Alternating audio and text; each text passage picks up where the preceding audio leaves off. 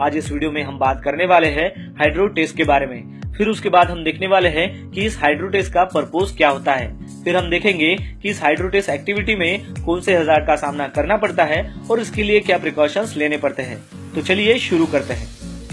तो सबसे पहले जानते हैं कि हाइड्रो टेस्ट होता क्या है। हाइड्रो टेस्ट एक ऐसी टेस्ट है कि जिसको कैरिड आउट करने के लिए वाटर का इस्तेमाल किया जाता है और ये जो वाटर है वो उस पाइप में, वेसल में या फिर टैंक में भरा जाता है कि जहाँ पर भी आपको हाइड्रो टेस्ट करना हो। फिर उस वाटर में प्रेशर दिया जाता है बाय मीन्स ऑफ हैंड हो या फिर इंजन पंप के जरिए, और फिर जब ये सर्टेन प्रेशर तक पहुंच जाता है फिर उस सिस्टम को होल्ड में रखा जाता है कुछ देर के लिए, और फिर उसमें ऑब्जर्व किया जाता है कि उसमें कोई लीकेज है क्या, उसमें कोई फेलर है क्या, वो उसमें देखा जाता है।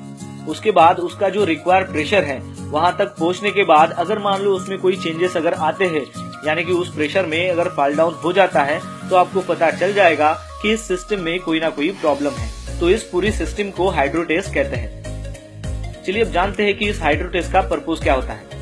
सबसे पहला कि इस हाइड्रो टेस्ट से हमें पता चल जाता है कि उसमें कुछ लीकेज है क्या, यानी कि हम आइडेंटिफाई करते हैं कि उसमें कोई लीक्स है क्या।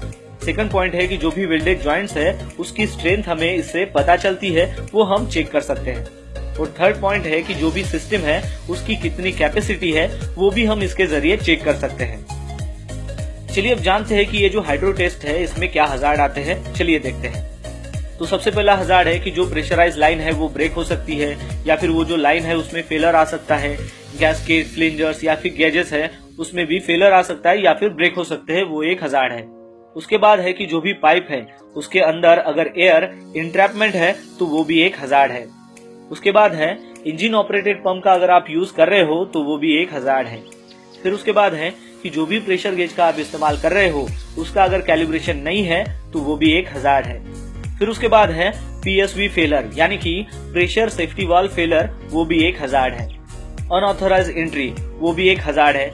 उसके बाद है कि जो भी पर्सन्स वहां पर हाइड्रो टेस्ट का काम कर रहे हैं उनके पास अगर कॉम्पिटेंसी नहीं है, यानी कि वो कॉम्पिटेंट नहीं है, तो वो भी एक हज़ार्ड है।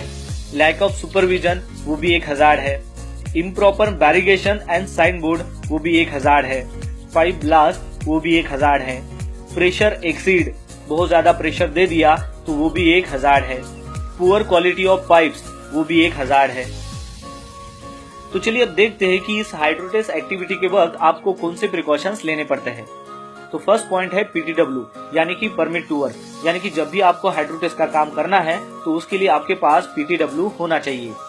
तो सबसे पहले आपको ध्यान में रखना है कि जहाँ पर भी हाइड्रो टेस्ट हो रही है उस एरिया को आपको बैरिकेड करना है, और साथ ही में आपको वार्निंग बोर्ड प्रोवाइड करने हैं ताकि अनऑथराइज्ड पर्सन्स की एंट्री वहां पर आप रोक सको।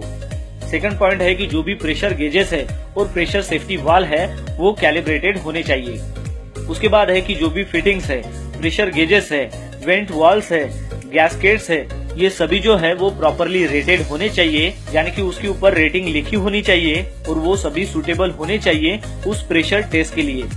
उसके बाद है कि जो भी टेम्पररी वेल्डिंग है वो परफॉर्म होनी चाहिए क्वालिफाइड वेल्डर की तरफ से, और वो अप्रूव होने चाहिए क्लाइंट की तरफ से जो क्वालिटी डिपार्टमेंट से है।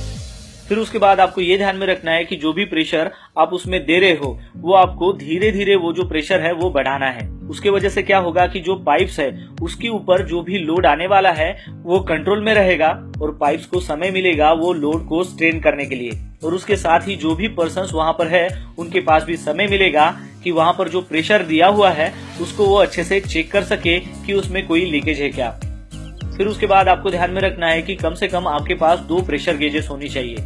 उसमें से पहला जो प्रेशर गेज है वो आपको लोवेस्ट पॉइंट पर रखना है, और सेकंड जो प्रेशर गेज है वो आपको हाईएस्ट पॉइंट में रखना है इस सिस्टम में। फिर उसके बाद आपको ध्यान में रखना है कि जहां पर भी हाइड्रो टेस्टिंग हो रही है वो हाइड्रो टेस्टिंग परफॉर्म करने के लिए जो भी पर्सन्स है उन्होंने वो जो ब्लाइंड फ्लेंजेस है उनकी तरफ डायरेक्शन करके खड़े नहीं रहना है, वहां पर स्टे नहीं होना है, ताकि इन केस वो फ्लैंज में अगर रैप्चर आ जाता है तो उससे होने वाली जो भी पर्सनल इंजुरी है उससे बचा जा सके।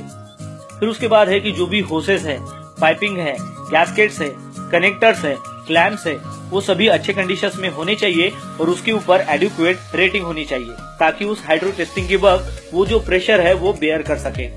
फिर उसके बाद आपको ध्यान में रखना है कि जो भी होस कनेक्शन है उसके लिए आपको व्हिप्लैश अरेस्टर का इस्तेमाल करना है। उसके बाद आपको ध्यान में रखना है कि जो भी कॉम्पिटेंट पर्सन्स है यानी कि जो ट्रेंड पर्सन्स है वही उस हाइड्रो टेस्ट वर्क लोकेशन में अलाउ किए जाए और वही वहां पर वर्क एक्टिविटी परफॉर्म करे। उसके बाद आपको ध्यान में रखना है कि जो भी एक्सेस है उसमें कोई भी ऑब्स्टेकल नहीं होना चाहिए।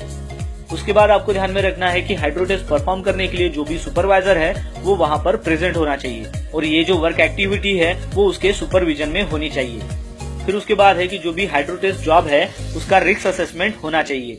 जहां पर भी हाइड्रो टेस्ट हो रहा है उससे आपको सेफ डिस्टेंस मेंटेन करके रखना है। हाइड्रो टेस्ट के वक्त आपके पास प्रॉपर पीपी होनी चाहिए और फिर उसके बाद वो जो एक्टिविटी है उसके लिए आपका क्लोज सुपरविजन होना चाहिए। फिर उसके बाद है कि जो भी गेजेस है वो आपको इंस्टॉल करने हैं उस इक्विपमेंट से सेफ डिस्टेंस में और वो जो गेजेस है वो इजीली विजिबल होने चाहिए ऑपरेटर को।